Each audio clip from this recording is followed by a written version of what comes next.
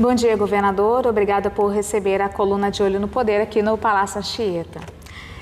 Bom, gostaria de começar essa entrevista, que é mais um bate-papo, né, de final de ano, fazer aí um balanço sobre esse ano de 2022, mas já perguntando sobre a finalização do seu secretariado, né? O senhor concluiu hoje e faltavam 2 nomes para turismo e ciência e tecnologia. O senhor definiu esses nomes. Queria que o senhor falasse um pouquinho sobre eles. Bom dia, Fábio. Bom dia a todos que estão nos acompanhando. E dos 2 nomes que faltavam, o espaço e uma representação do PSB, e o PSB representado então pelo deputado Bruno Lamas na Secretaria de Ciência, Tecnologia, Inovação e Formação Profissional, e uma representação do PDT, que é o presidente estadual do PDT, o Everson Meireles, na Secretaria de Turismo. Então, com isso a gente fecha, né, a composição das 26 secretarias, 26 agora porque vamos criar a Secretaria de Mulheres, nós tínhamos 25 secretarias e vamos agora com a Secretaria de Mulheres, que o Espírito Santo vai ter pela primeira vez uma pessoa que vai articular políticas públicas para as mulheres dentro do governo. Papel da secretária Jaqueline vai ser alguma coisa de execução, mas muito pouco, e muito mais de articulação, né, com as demais secretarias, para que cada secretaria do Estado tenha uma visão da importância de política para as mulheres, de proteção às mulheres, de oportunidade para as mulheres, de inserção das mulheres, tá certo? Então o secretariado ficou um secretariado amplo em termos políticos, porque a sociedade exige isso hoje, o resultado eleitoral mostrou isso. Eu só ganhei a eleição, Fábio, porque eu fiz uma aliança ampla. O Espírito Santo foi o único estado do Brasil em que o presidente Bolsonaro é forte e que o seu candidato alinhado não se elegeu. Então, por quê? Pela minha história de pessoa equilibrada e com capacidade de dialogar com todas as forças políticas e pela aliança ampla que eu fiz. Então, o meu governo tem muita gente sem partido, tá sendo que representa a sociedade, e tem gente de diversos partidos, tanto do PSB, do PDT, do PT, do PP, do PSDB, do União Brasil, tá certo? Assim, e de outros partidos, tá? Quem não está representado no primeiro escalão estará representado no segundo escalão, tá certo? Então, nós queremos efetivamente que a gente faça um governo amplo, inovador, né? A gente ter, tá certo? Assim, uma representação no secretariado que retrate essa complexidade da sociedade é importante. União Brasil, né, com o Felipe Rigoni. Então, assim, é isso, né, que eu posso dizer para você. Então, tá completo o primeiro escalão. Agora a gente começa em janeiro, né, agora já, não só em janeiro, mas agora já pensar. Assim, posso dizer que Givaldo Vieira continua no Detran, por exemplo, que é uma informação que você pode ter, tá certo? Então começamos a pensar no segundo escalão. Essa semana nós falamos com o secretário-geral do PSB, o Carlos Rafael, e ele meio que reclamou que o PSB, o seu partido, estaria com um espaço menor, né? Assim, comparando com outras legendas. Que eu não tinha indicado ainda a Secretaria de Ciência e Tecnologia, né? Então o PSB ficou com a Secretaria de Mulheres e com a Secretaria de Ciência e Tecnologia. E agora contempla o partido ou vai ter mais espaços aí no segundo escalão? Olha, Fábio, acho que, assim, o trabalho de fazer composição de governo é sempre muito difícil, tá certo? Porque muita gente merecia estar no primeiro escalão, né? Como o caso do Rafael, o caso do Freitas. Estou falando do PSB, que você perguntou do PSB. O caso do Freitas, tá certo? Mas, assim, infelizmente, não temos secretarias para todas as pessoas que merecem e que gostam da política, tá certo? Mas eu, com certeza, assim, no segundo escalão, em autarquias, empresas a gente não pode colocar pessoas de direção partidária, que tenham sido candidatos. A legislação federal impede, o Congresso está até debatendo esse tema, esse assunto, mas nas autarquias, nas subsecretarias, a gente terá condições de contemplar, tá certo? Mas para todos os partidos, nós contemplamos com uma secretaria, o PSB, 2 secretarias. Ontem nós divulgamos também uma carta que o deputado estadual Renzo Vasconcelos divulgou, agradecendo o senhor por um convite aí para a pasta de turismo, mas preferindo ficar ali na área empresarial. O senhor realmente o convidou? Convidei. Ainda contaria com ele num outro espaço ou não? O que aconteceu? Não convidei o deputado Renzo, sim, para vir para o governo, mas ele optou para ficar no grupo empresarial e nas instituições da sua família, tá certo? Mas fizemos uma boa conversa, uma conversa muito sadia, muito madura, tá certo? Ele vai nos ajudar em outras tarefas, mas não vai participar diretamente do governo. Entendi. Então, governador, ainda falando sobre secretariado, o senhor falou, né, até depois que se elegeu, que faria um governo novo, né? E aí iria misturar, tentar equilibrar alguns secretários antigos com novatos. Mas a maior parte do seu time é de secretários da atual gestão. E até entre os novos são pessoas já conhecidas na política, né? Como o Bruno Lamas mesmo, que está entrando agora. Qual vai ser a estratégia para fazer um novo governo com as mesmas pessoas? Olha, é um novo governo. O governador tem que ser diferente também. Eu tenho que melhorar ainda mais, tá certo? Se eu já tenho um governo bem avaliado, eu tenho que melhorar ainda mais, tá certo? A gente precisa se renovar, nós, pessoas, precisamos nos renovar a cada instante, cada dia que nasce nós somos uma pessoa diferente. Eu renovei 40% do governo, né, no primeiro escalão. Então, assim, é natural que a gente renove pouco de quem dá sequência, né, quem se mantém, né, com o mesmo governador. Então, assim, nós alcançamos 40% de renovação. Colocamos pessoas novas, porque isso oxigena a equipe, tá certo? Podemos citar aqui, como discutimos hoje, a entrada do Everson, a entrada do Bruno, a entrada do Felipe Rigoni, do próprio Ricardo Ferraço, do André, a entrada do Enio, a entrada do Ramalho, o retorno do Ramalho, a entrada da Jaqueline como secretária. Então, são áreas em que as pessoas vão entrar, né, pessoas novas, mas já experientes, outras pessoas novas sem experiência, mas é um perfil de gente jovem, é um conjunto de gente jovem, porque eu tenho a tarefa de fazer essa transição. Tá? Eu preciso ir formando pessoas, né, que vão dar a sua contribuição como gestores agora no meu governo e no futuro, que serão governadores, que serão secretários, que serão deputados, tá certo? Assim, então, minha tarefa é essa. Eu tenho um governo que tem algumas pessoas mais experientes, né, e tem um governo com muita gente jovem, tá? É um governo renovado, não é um governo de mudança, porque é o mesmo governador, não é um governo de ruptura, não é o mesmo governo, é um governo renovado, tá certo? Em que as pessoas vão ter que buscar energia nova para poder continuar trabalhando bem para o nosso povo. Findado o primeiro escalão, vem o segundo, as autarquias, as empresas públicas, né? O senhor falou do Detran, mas sobre as empresas públicas, principalmente as principais, Cesam, Bandes e Banestes, o senhor pretende mexer? Tem a questão da Cesam, que tem alguém que acaba caindo ali na lei das estatais, né? Mas, a Cesam, por exemplo, o Cael não pode continuar na presidência. Sim. Porque o filho dele se elegeu deputado federal.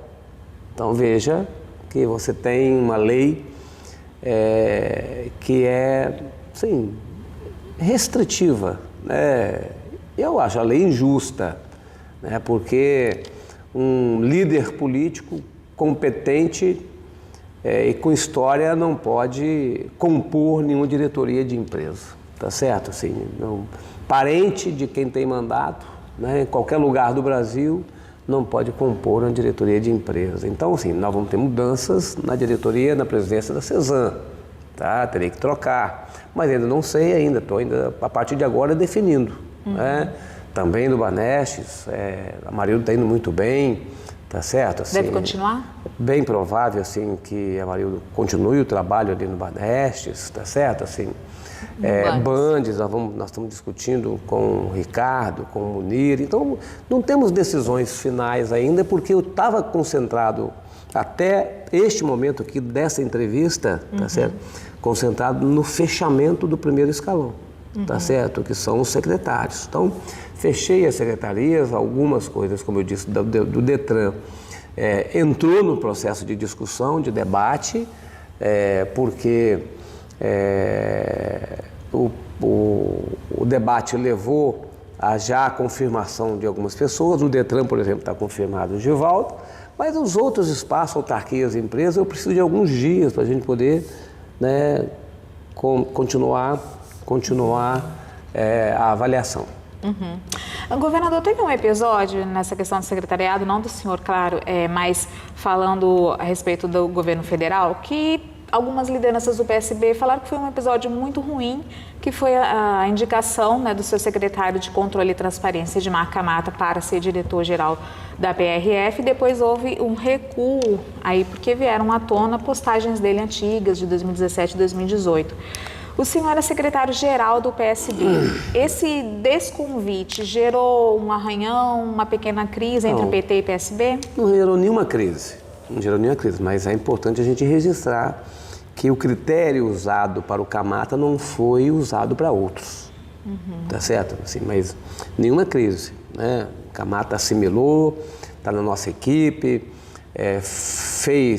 faz um excelente trabalho, colocamos de novo o Espírito Santo em primeiro lugar em transparência, é uma pessoa boa, muita gente apoiou a Operação Lava Jato quando ela começou, muita gente. A senhora chegou a apoiar em algum momento? Não me manifestei, mas sim, gente de direita, gente de esquerda, assim, mas sempre, muita gente mesmo, de extrema direita, de extrema esquerda, né, muita gente apoiou. Então, se você for usar esse critério, uma parte do ministério do Lula não podia ser ministro, tá certo? Então, o que foi usado com relação ao Camata não foi usado com relação a outros. Então, só esse registro que eu fiz e faço, tá certo? Mas não ficou nenhum atrito, nenhuma aresta, nada. Minha relação com o Flávio Dino é boa, minha relação com o presidente Lula, com o vice-presidente Alckmin, são relações muito, muito próximas. O presidente eleito, Lula, ele fechou, né, o seu ministério ontem. Como que o senhor avalia esses novos ministros? Olha, não dá para avaliar ainda os novos ministros. Sua primeira impressão? Minha primeira impressão de uma parte, um ministério grande, uma parte de gente muito já experiente, como Wellington Dias, tá certo? Como Flávio Dino, como Alexandre Padilha, Marina Silva, Renan Filho, gente experiente, mas muita gente desconhecida também, tá certo? É preciso esperar um pouco, ver o desempenho dessas pessoas, tá certo? Mas muita gente desconhecida. O Rui Costa da Bahia também, pessoa conhecida. Então, assim, temos um grupo, com o Márcio França, né, Alckmin. Então, assim, tem um grupo de gente conhecida, tem um grupo de gente que vai ser experimentado como ministro, tá certo?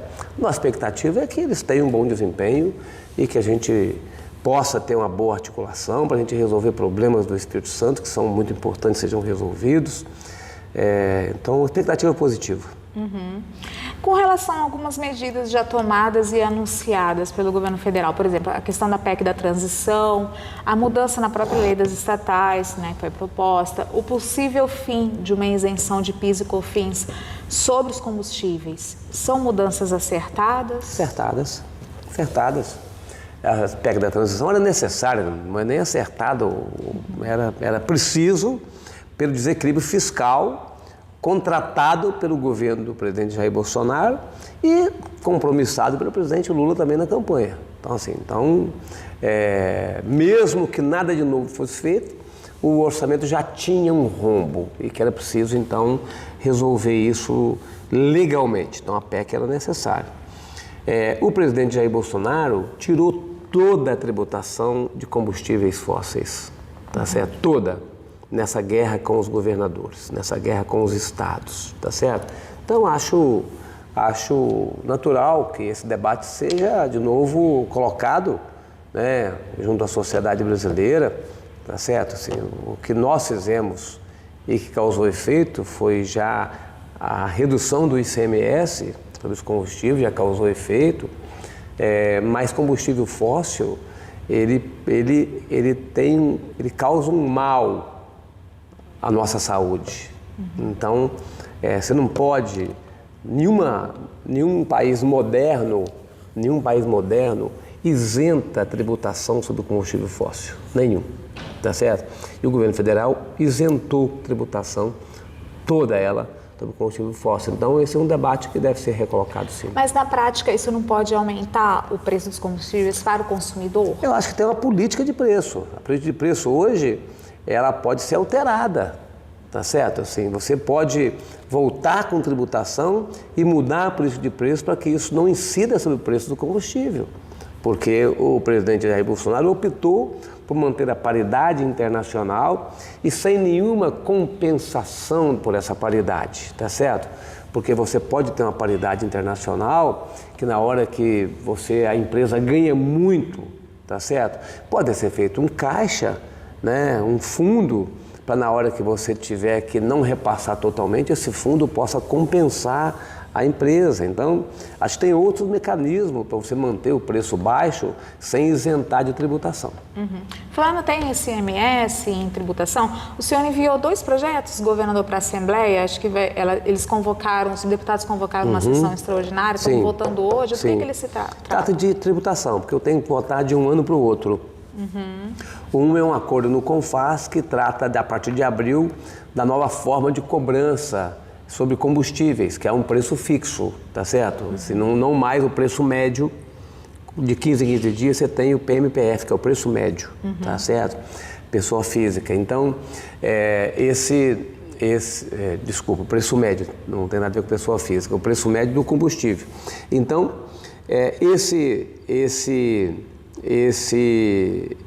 essa mudança aprovada no CONFAS vale a partir de abril. Mas a gente tem que convalidar isso nas assembleias, tá certo?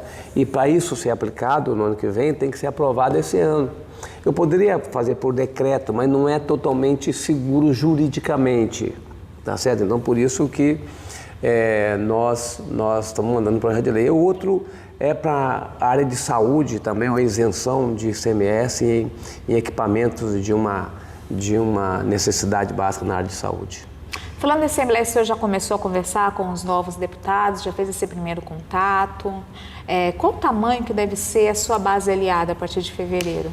Eu espero que seja de 30 deputados, minha base aliada. Mas se não puder ser de 30, estamos trabalhando porque a gente tem aí de 22 a 24 deputados, até 25 deputados, tá certo? Que tem a capacidade de conversar com o governo do Estado. Eu não comecei a conversar com os deputados ainda. Eu já tive conversas com Marcelo Santos, com Thiago Hoffmann, com Hudson Leal, com Vandinho Leite, e com Dari Pagung, tá certo? Assim, já faz algum tempo, ainda ou entre o primeiro e o segundo turno, ou logo após o segundo turno, mas ainda não comecei a consultar os deputados da sua opinião com relação à mesa diretora. Começarei a fazer isso no início de janeiro. Mas o governo já tem uma indicação, uma sinalização de quem que vai dar a bênção ali para ser o presidente? Espero que o movimento da Assembleia traga uma proposta de consenso. Seria muito bom, né? Acho que quanto menos eu me envolver, melhor. Tá certo? Se a Assembleia conseguir trazer uma mesa diretora que dê estabilidade política nas relações tá certo? Que seja uma mesa que tenha capacidade de diálogo com os demais poderes, é o melhor. Então, mas eu vou começar a conversar com eles agora. Então, da última vez que nós falamos sobre o assunto, havia aí 4 pessoas mais ou menos cotadas para presidente, né? O Dari Pagung e o Thiago Hoffmann, que são do seu partido, o Coser do PT e o Marcelo do Podemos. Conversei com o Coser também, eu esqueci de relacionar ele. Então, esses 4, eles teriam a sua confiança caso eles sejam viabilizados? Dari, ali? Thiago, Coser e Marcelo? Sim, todos têm confiança. Tem nossa confiança. Como que está a relação? Vandinho também é colocado. Vandinho também? Tá. citado pelos deputados. Né? E como que está a relação do governo e do senhor com o atual presidente, o Eric Musso, que vai deixar, né, a casa a partir de fevereiro? Relação boa, nós votamos todas as matérias, Eric está me ajudando na votação nessa sessão extraordinária, então, relação boa, relação institucional boa, responsável, madura. Terminamos o ano com relação bastante estável, Poder Executivo e Poder Legislativo. Houve algum tipo de aproximação do seu partido com republicanos depois da eleição? Não teve aproximação partidária, mas eu estive falando com o Eric por telefone, ele esteve aqui no almoço dos deputados, a gente, quando precisa falar, a gente fala, o que ele precisa, ele liga e a gente resolve, então a relação está boa. O senhor disse também, governador, que logo depois da eleição, que governaria para todos os capixabas, que a eleição ficou para trás, que seria um momento de diálogo. Eu percebi lá na sua diplomação que o senhor chegou a citar, né, o nome do prefeito de Vitória, Lourenço Pasolini, fez uma menção a ele. Como é que está a relação de vocês? Assim, vocês estão mais próximos, estão dialogando? Porque nos últimos 2 anos vocês se estranharam bastante, né? Eu não me estranhei com ninguém. Eu recebi um ataque do prefeito e tive que fazer minha defesa, só isso, tá certo? Não tem nenhuma dificuldade em relação com o prefeito Pasolini, nenhuma dificuldade. Relação institucional é da minha responsabilidade mantê-la. A gente tendo relação pessoal ou não. Então, na vida da gente, a gente tem as amizades e as relações institucionais, tá certo? Eu, com o prefeito Pasolini, sempre que for preciso ter uma relação institucional, eu terei, eu não tenho nenhuma dificuldade nessa relação. Então, está da mesma forma, por mesma enquanto. forma, estou à disposição dele agora mesmo. Nossa polícia está trabalhando junto com a Guarda Municipal, Operação Verão, Réveillon, tá certo? Assim, tudo que é preciso fazer para a gente ajudar a Vitória, nós estamos fazendo obras importantíssimas em Vitória, Complexo Viário de Carapina, que é bom para Vitória, fizemos a Leitão da Silva, a ponte, tá certo? O Portal do Príncipe, escolas em convênio, né? Hospitais, então, assim, nosso desejo é melhorar cada vez mais a nossa capital. Governador, como que o senhor está vendo essas manifestações de grupos aí mais radicais que ainda não aceitaram o resultado das eleições? Nós tivemos aí uma operação grande, né, da Polícia Federal no país todo. Essa operação teve aqui como alvo também um mandado de busca e apreensão, de prisão.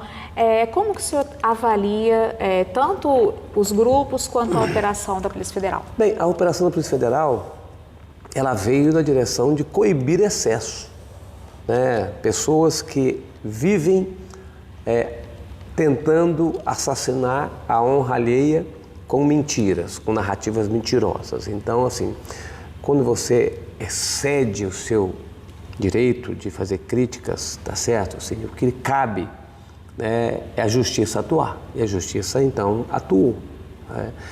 Com relação às manifestações, não tem nenhum problema as pessoas se manifestarem. O problema é que o que as pessoas desejam é fora da Constituição.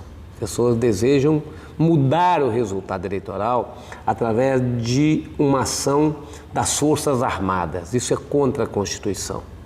Então você pode manifestar, pode discordar do governo federal eleito, pode discordar do governador reeleito, pode apoiar o presidente, pode apoiar o governador. Então, assim, isso tudo é da democracia, a gente tem que aceitar com naturalidade, porque a democracia é feita da possibilidade das pessoas individualmente e coletivamente se manifestarem dentro daquilo que a Constituição estabelece. Nós tivemos uma eleição, a eleição deu um resultado. Então, assim, não vai vir disco voador, não vai vir ninguém que vai mudar o resultado dessa eleição. Então, assim, as pessoas têm que aceitar o resultado eleitoral e vai para a oposição, tá certo? A oposição pode ser exercida no meio da rua, se manifestando, passeata, né, na rede social, de forma respeitosa, criticando, na Assembleia Legislativa, no Congresso Nacional. É assim que se faz a oposição. Não é pedindo para que o resultado eleitoral não seja cumprido, tá certo? É meio infantil, tá certo? Esse tipo de comportamento querendo que a vontade soberana do povo não seja levada em consideração. Mas essa permanência desses grupos à frente dos quartéis? Isso é um problema que o Ministério da Defesa e o governo federal terão que resolver. Tá? Aí eles vão ter que resolver. Não sei como vão resolver, mas é uma tarefa que eles vão ter que coordenar e liderar. Uma solução. Governador, vamos falar de um pouquinho sobre obras prioritárias para o ano que vem? Eu vou falar assim algumas áreas e o senhor fala um projeto prioritário para cada área, pode ser? Saúde, qual que é o projeto prioritário para 2022? Avançar na solução na prestação de serviço de consultas, exames e cirurgias eletivas. O Hospital de Cariacica está nesse barco? Está nesse barco, mas a prioridade é prestar serviço melhor. Educação. Escola do futuro. Mobilidade. Aí são muitas. Terceira ponte, complexo viário de Carapina, aquaviário, início do terminal de Carapina e da faixa exclusiva de ônibus Vila Velha e Cariacica. Segurança pública. Tecnologia. Investimento em tecnologia. A gente pode incluir as câmeras nos uniformes dos policiais? Isso ainda não decidi. Isso eu vou decidir ainda. Olha que a equipe do... Agora, vamos começar a discutir isso agora em janeiro. Isso não está decidido ainda. Sistema prisional. Inauguração da unidade prisional de Xuri. Para quando? Agora, Agora? fevereiro ou março. Assistência social. Fortalecimento do Bolsa Capixaba e do Vale Gás. Já pode antecipar valores? Ou Não, porque agora nós extensão? a gente ia dar isenção, a gente ia reduzir o ICMS. Como isso não é possível mais, nós estamos discutindo agora a forma de conceder o Vale Gás. Agricultura e meio ambiente. Agricultura, fortalecimento da agricultura familiar. Tá? Meio ambiente, avançar para que o Estado seja um Estado referência em sustentabilidade. Desenvolvimento e inovação. Desenvolvimento, manter o Estado como grande referência e atração de novos empreendimentos. Inovação, a gente avançar na cultura digital da prestação de serviço do governo do Estado. E mulheres, o senhor falou um pouquinho da pasta de mulheres, mas qual que é o principal objetivo? Reduzir violência contra as mulheres. Reduzir violência. Aí inclui independência financeira das mulheres, inclui formação profissional, né? Então, mas é reduzir violência contra as mulheres. Governador, sobre a concessão da BR-101, que foi aí devolvida, né, pela empresa, nós vimos que o governador de Mato Grosso esteve aqui, né, para trocar experiência com algo parecido que aconteceu lá.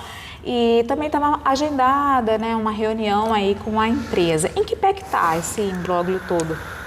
Olha, nós temos disposição para assumir a BR-101, tá? Porque nós não suportamos mais essa novela mexicana longa e chorosa com relação à BR-101, tá certo? Então, assim, não é possível um Estado desenvolvido como o nosso, tá certo? O governo federal não consiga resolver, tá certo, a duplicação da BR-101. E se formos para um processo de concessão, se o governo federal não quiser colocar um dinheiro do próprio Tesouro Federal aqui da União, isso não se resolverá e não retomaremos obras em menos de 5 anos, tá certo? Então, se for mais rápido o Estado entrar, eu vou pegar um financiamento, tá certo?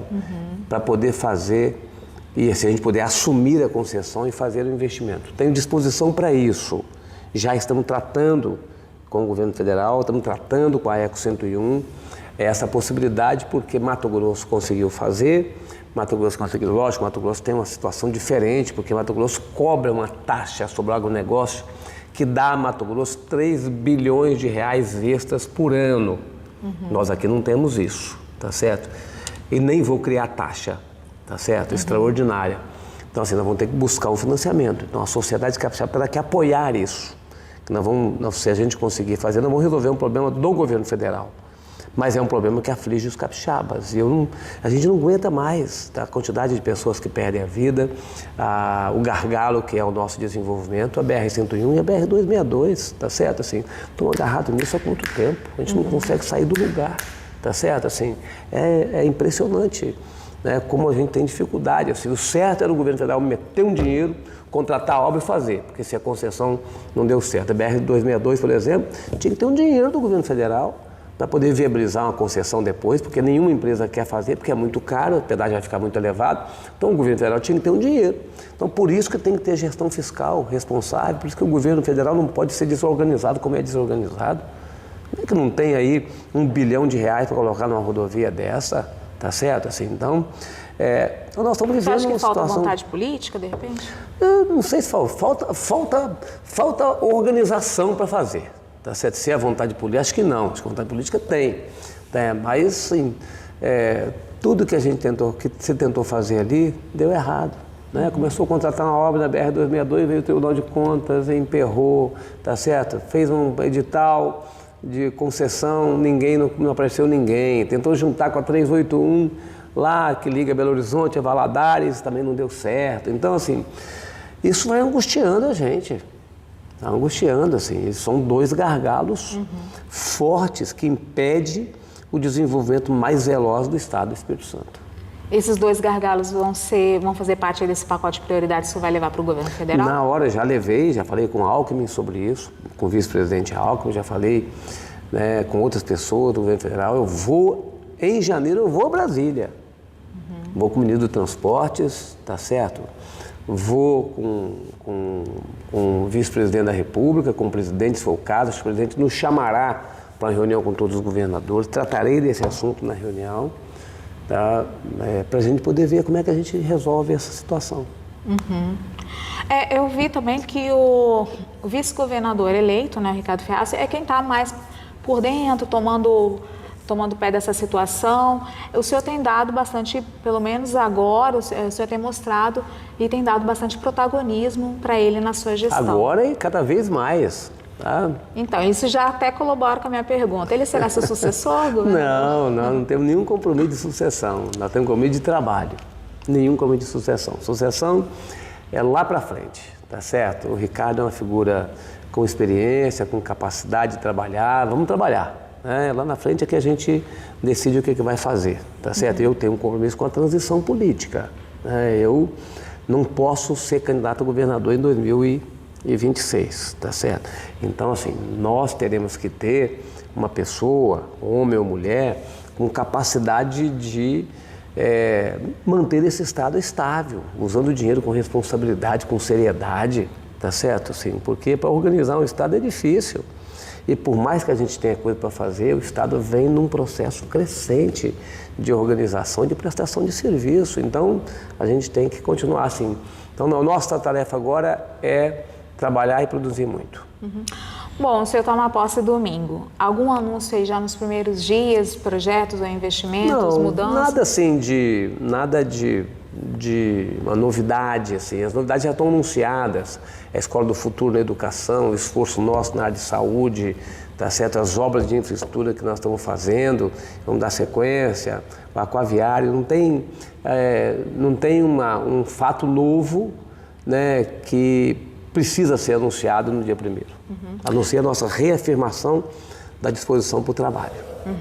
Governador, vamos fazer um ping-pong para a gente encerrar? Vamos. Sabe como que é, né? Não sei não, vou aprender agora. Aquele jogo rápido. Fala uma expressão aqui, um tema, e o senhor me responde com uma frase, com uma palavra, ou escolhe uma das opções. Tá bom. Tá bom? Uma conquista desse mandato que termina. Ter feito uma boa gestão na pandemia. Salvado vidas. Um arrependimento. Não tenho arrependimentos. Uma decepção. Não ter avançado tanto na área de saúde como eu gostaria devido à ocupação das unidades de saúde pela pandemia. Um medo.